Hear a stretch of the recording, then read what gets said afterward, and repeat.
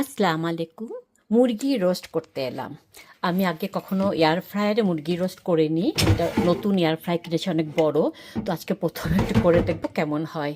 তো দুটো ছোট সাইজের মুরগি নিয়েছি, কার্নিশ গেম হ্যান বলা হয়। আমি ভালো মতন ধুয়ে কেটে নিয়েছি, আর বুকের দিকে বেশি করে আঁচড় দিয়ে নিয়েছি। এখন আমি এটাকে টিস্যু দিয়ে মুছে নিব। পানি ভালো মতো ঝরতে দিয়েছি আর মুছে নিব। টক দই নিয়েছি, কেচাপ নিয়েছি, কেচাপের জায়গায় আপনারা টমেটো পেস্ট বা টমেটো সসও নিতে পারেন। লবণ তো অফকোর্স, তেল, সর্ষের তেল বা ভেজিটেবল অয়েল বা সর্ষের তেল যেটা মন চায় নিতে পারেন, অলিভ অয়েলও নিতে পারেন। আর এখানে কিছু মশলা নিয়েছি, হলুদ গুঁড়া, জিরা গুঁড়া, মরিচ গুঁড়া, ধনে গুঁড়া, এটা হচ্ছে আদা রসুন পেঁয়াজ পেস্ট, এটা হচ্ছে গরম মশলা গুঁড়া। আমি এগুলা সব ভালো মতন একটু মাখিয়ে নিব। তারপর একটা পেস্টের মতন বানিয়ে মুরগিগুলাতে পেস্টটা লাগাবো। আমি একটু বানিয়ে নিই, তারপর দেখাচ্ছি। লেবুর কথা বলতে ভুলে গিয়েছিলাম, আমি 2 টুকরা লেবু দিচ্ছি। আর ওই চায়ের চামচে 3 চামচ টক দই নিয়েছি। আর সামান্য একটু সয়া সসও দিচ্ছি। আর লেবুটা চেপে দিয়ে দিচ্ছি। তেল দিব, তেল দেওয়ার পরে আমি মুরগির মধ্যে ম্যারিনেটেড করব। ম্যারিনেটেড করার পর আমি প্রায় 30 মিনিট রেখে দিব। হাতে সময় থাকলে 1 ঘন্টাও রাখতে পারেন। এখন এটা আমি তেল দিয়ে মাখাই নিচ্ছি। আমি মশলাটাকে ভালো মতো মাখিয়ে নিয়েছি। এখন আমি এগুলো পানি টিস্যু দিয়ে মুছেও নিয়েছি। এখন আমি এগুলা মশলাতে ম্যারিনেটেড করব। সরি, ভালো মতন ম্যারিনেটেড করে আধা ঘন্টা বা দেখি 1 ঘন্টা হয়তো মাখায় রেখে দিতে পারি।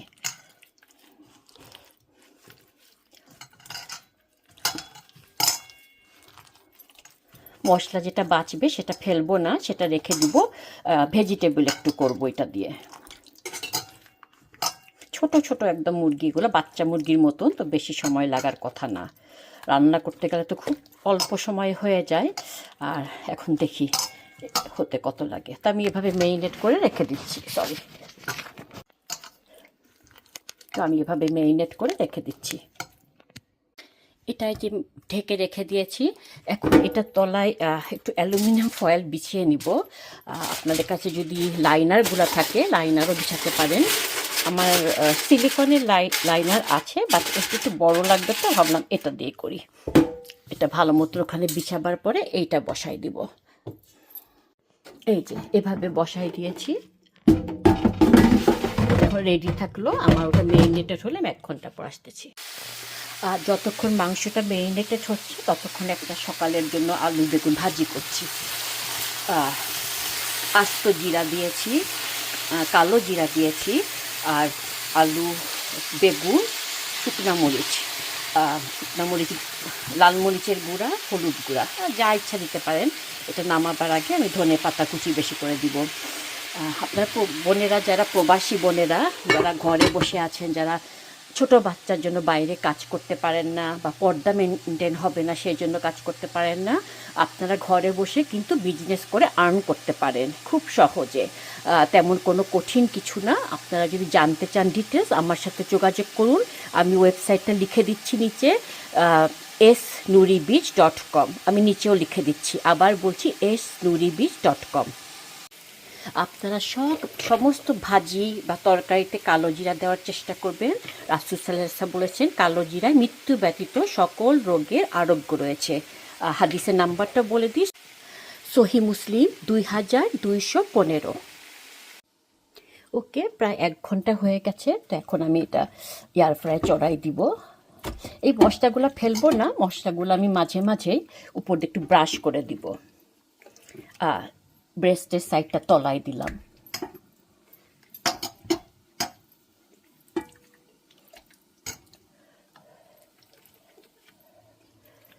ওকে, মশলাগুলো পরে মাখায় দিব। আর ভেজিটেবল করব, ভেজিটেবলে দিব।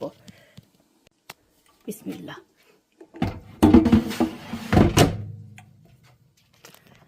ওকে, লেটস সি।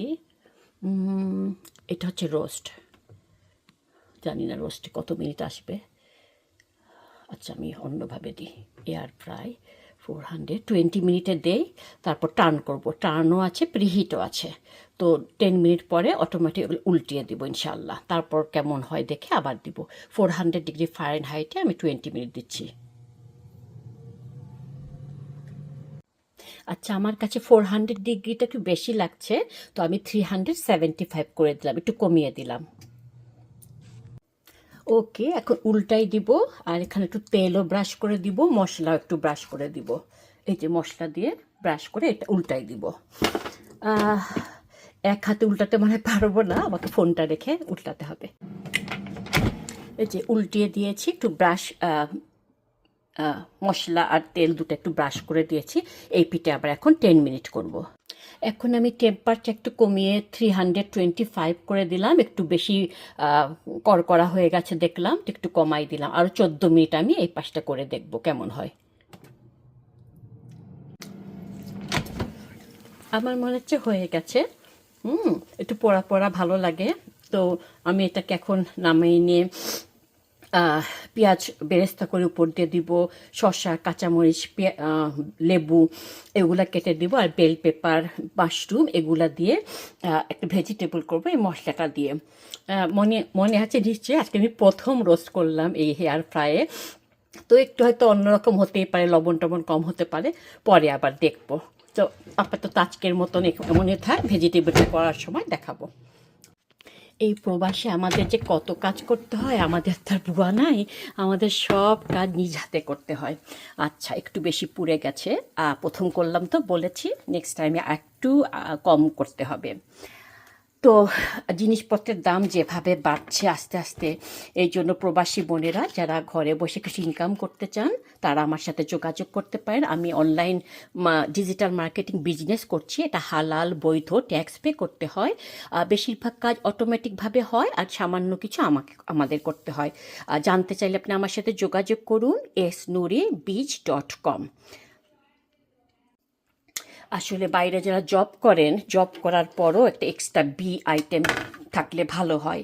তো এই জন্য আর কি এইটা আমার কাছে এখন ঘরে বাইরে যারা ছোট বাচ্চা যাদের আছে, বা পর্দা মেনটেন করতে পারছেন না, বা আমাদের অনেকে হাজব্যান্ড চায় না, বা বাসায় বাইরে কাজ করি, তাদের জন্য এই অনলাইন বিজনেসটা ঘরে বসে পারফেক্ট। এই যে নিচে তেলটা, এই তেলটা আমি মশলার সাথে মাখিয়ে নিব। এটা আমি কালকে একটু পরে ভেজিটেবল করব, যে তখন আমি এটা মাখাই নিব একসাথে। ওকে, একটু পেঁয়াজ বেরেস্তা করছি, এটা মুরগিটার মধ্যে বাগার দিব। আর এখানে নিয়েছি আমি বেল পেপার, লাল, সবুজ আর হলুদ, ক্যাপসিকাম যেটা বলে, ব্রোকলি অ্যান্ড আপনার মাশরুম। সামান্য একটু লবণ দিয়েছি, ব্ল্যাক পেপার দিয়েছি, একটু অলিভ অয়েল দিয়েছি। প্রথমে ভেবেছিলাম এইটা দিব, তারপর ভাবলাম ওইটাও মশলা, এটাও মশলা, এটা একটু হালকা থাক। এটা এখন আমি এয়ার ফ্রায়ারে দিয়ে করে নিব। গ্রিল প্যানেও করতে পারেন। এই যে এটার মধ্যে দিয়ে একটু যে বেরেস্তার মতন হয়েছে, এখন যে কালকে সে মশলাটা সেটা এখানে দিয়ে দিচ্ছি। কালকে মানে মুরগির মাংসটা, মশলাটা যেটা দিয়ে মাখিয়েছিলাম। এই তো মুরগিগুলো দিয়ে দিয়েছি, দিয়ে একটু বেশ কিছুক্ষণ নাড়াচাড়া করবো। কিছুক্ষণ কষাবার পরে একটু সামান্য ঘি দিব এটার মধ্যে, উপর দিয়ে ঘির গন্ধটা থাকবে। আর তারপর নামায়ে বেরেস্তা উপর দিয়ে দিতে চাইলে দিতে পারেন। এটা হয়ে গেছে। গার্নিশিংটা আপনারা যে যেভাবে করতে চান, আমি এভাবেই করলাম। লেটুস টেটুস কিছু আর দিলাম না। আমি আসলে যেভাবে এয়ার ফ্রাই করেছি ওটা একটা বারবিকিউ জাতীয় হয়েছে। তো এই জন্য আমি একটু ওই মশলাটা দিয়ে একটু পেঁয়াজ বেরেস্তা করে নামাবার আগে একটু চিনি আর ঘি দিয়েছি। এভাবে গার্নিশিংটা করলাম। তো আবার আসবো পরে অন্য কোনো সাবজেক্ট নিয়ে। ভালো থাকুন সবাই, আল্লাহ হাফেজ।